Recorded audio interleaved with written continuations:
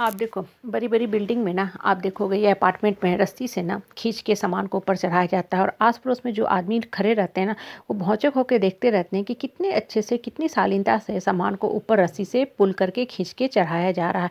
और वहीं अगर कोई सामान, कोई हेवी मटेरियल छत से ऊँचाई से नीचे गिरती है, तो क्या होता है, वो सामान भी चकनाचूर हो जाती है और किसी सामान पे या किसी दूसरे इंसान के ऊपर अगर वो वस्तु जाके गिरती है, तो उस इंसान का भी नुकसान कर देती है और अपने तो पूर्ण रूप से नष्ट हो ही जाती है। देखो, ये जो छोटी-सी बात है ना, गौर करो तो हमें जीवन की कितनी बड़ी शिक्षा देता है। जो इंसान उठने वाला होता है ना, वो चुपचाप ऊपर की तरफ उठता है, अपने भी उठता है, विपरीत परिस्थिति, परेशानी को झेलते हुए और दूसरों को भी आगे बढ़ने की शिक्षा देता है।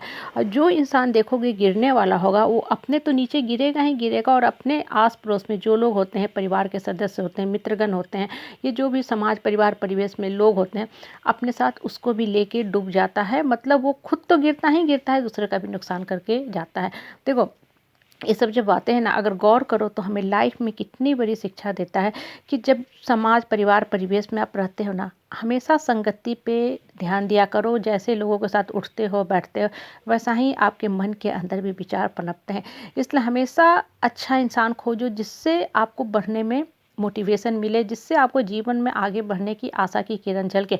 ऐसे लोगों के साथ कभी भी मत बैठ के बात किया करो जो घड़ी-घड़ी आते हैं, रुलाते हैं, डराते हैं, धमकाते हैं, नकारात्मक बातें करके आपके मन में सिर्फ़ और सिर्फ़ नेगेटिव इमोशन भरते हैं और आपकी लाइफ़ को लक्ष्यहीन बनाने की कोशिश करते हैं।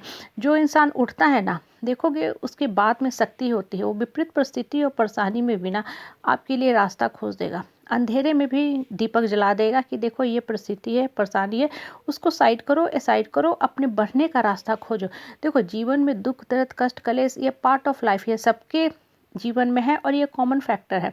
लेकिन जब अगर आप सिर्फ़ और सिर्फ़ परेशानी पे ध्यान दोगे, फ़ोकस करोगे ना, तो सिर्फ़ और सिर्फ़ आपको परिस्थिति विपरीत ही विपरीत लगेगी, आपको घोर निराशा के भाव पनपेंगे।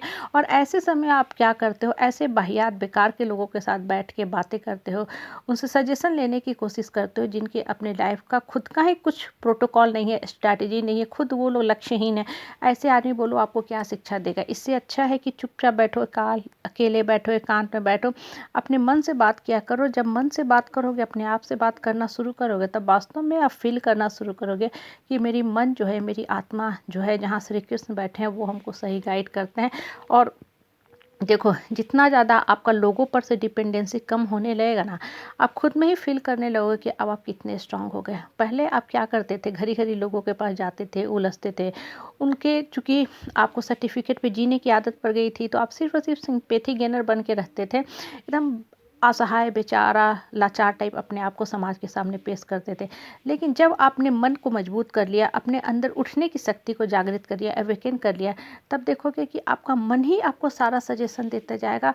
और जो इंसान देखो खुद उठता है ना, वही दूसरों को भी बताता है, दूसरे के लिए भी आदर्श प्रस्तुत करता है, अपने लाइफ के हॉलमार्क से दूसरे को भी ज्ञान देता है। ज्ञान देखो किताब में नहीं होती है, व्यवहारिक शिक्षा और किताबी ज्ञान में हमेशा अंतर होता है। कुछ लोग जो होते हैं ना, किताब पढ़ लेते हैं, अपने आप को कहते हैं बहुत ही नॉलेजेबल आदमी है, बहुत ही ज्ञान की बातें करते हैं। लेकिन देखो, किताब पढ़ के ज्ञान लेना और आत्मा का ज्ञान में दो अलग चीज़ें हैं। किताब पढ़ के ज्ञान सब लोग ले लेता है। आजकल हर के ड्राइंग रूम में, सेंटर टेबल पे, स्टडी टेबल में अच्छी-अच्छी किताबें रखी रहती हैं।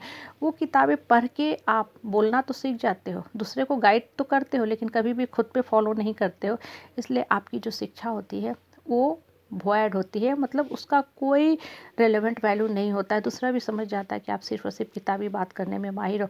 इसलिए हमेशा अच्छे संगति रखा करो, ऐसे लोगों के साथ बैठा करो जो खुद भी उठ रहे हैं। जब वो खुद उठेंगे तभी आपको भी उठने में मदद करेंगे। और देखो, इंसान परिस्थिति से परेशान कभी नहीं होता है, परेशान लोगों की बातों से होता है कि लोगों की जो नकारात्मक बातें होती हैं ना, वो जाके दिमाग में जकड़ पकड़ इस कदर रहती हैं कि हमेशा हमेशा घूमते रहती हैं। आप नींद में भी सोए हुए हो तो लोगों की बातें चलती रहती हैं बहुत तेज़ रफ्तार से, क्योंकि वाहियात किस्म के जो लोग होते हैं ना समाज में, उनकी संख्या हमेशा ही हमेशा ज़्यादा है। और दुर्भाग्य से हम लोग ऐसे ही लोगों से ज़्यादा घिरे रहते हैं। लेकिन देखो, उनको भी इसी सृष्टि में रहना है, कुत्ता को भी रखना है यहीं पे, गाय, बकरी, भैंस को भी और पक्षी को भी यहीं रहना है। अब आप डिसाइड करो कि आपको कौन-सा लाइफ़ जीना है।